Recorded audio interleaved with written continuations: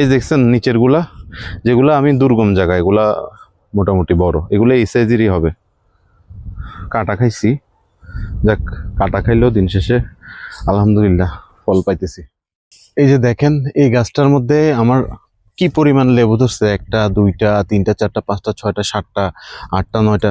কিন্তু এই যে এখানের মধ্যে কাঁটা আলা এই গাছটা, এগুলো আমি তো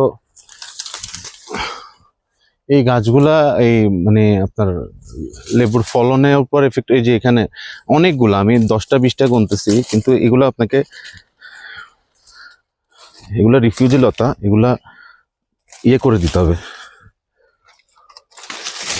দেখেন লেবু যেখানে ধরছে, একে তো লেবু গাছে কাটা, এগুলো আবার সাফ করতে গেলে মানে পরিষ্কার করতে গেলে আপনার আরো কষ্ট, কাটা লাগবে, লাগার একটা ইয়ে থাকে, কত কাটা খাইতে হয় পরিষ্কার করার সময়। এই যে কেউ বলবে এটা লেবু গাছ, একটা লতার মধ্যে লেবু ধরে আছে।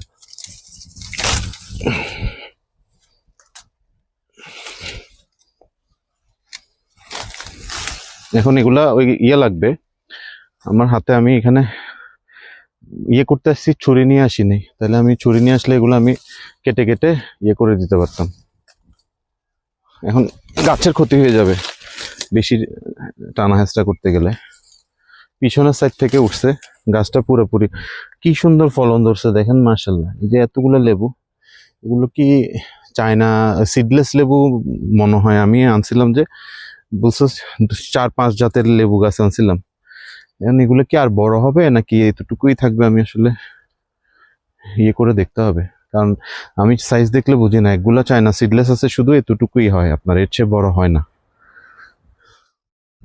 এটা এখন আবার খুলে দিতে হবে, এটা টেনে উঠা যাবে না, এটা আগে খুলতে হবে, খুলে।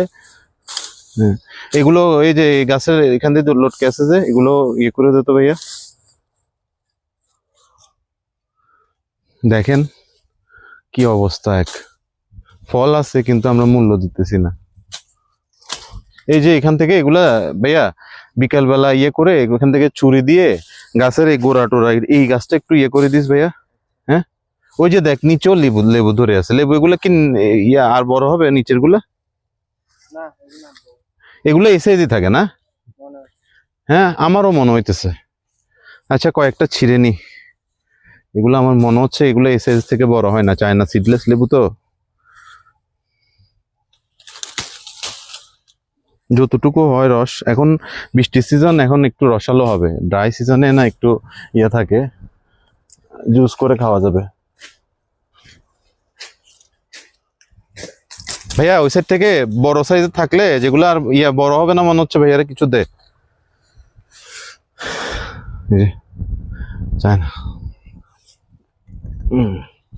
এই দেখছেন নিচের গুলা, যেগুলা আমি দুর্গম জায়গা, এগুলা মোটামুটি বড়, এগুলো এই সাইজেরই হবে। কাটা খাইছি, যাক কাটা খাইলেও দিন শেষে আলহামদুলিল্লাহ ফল পাইতেছি।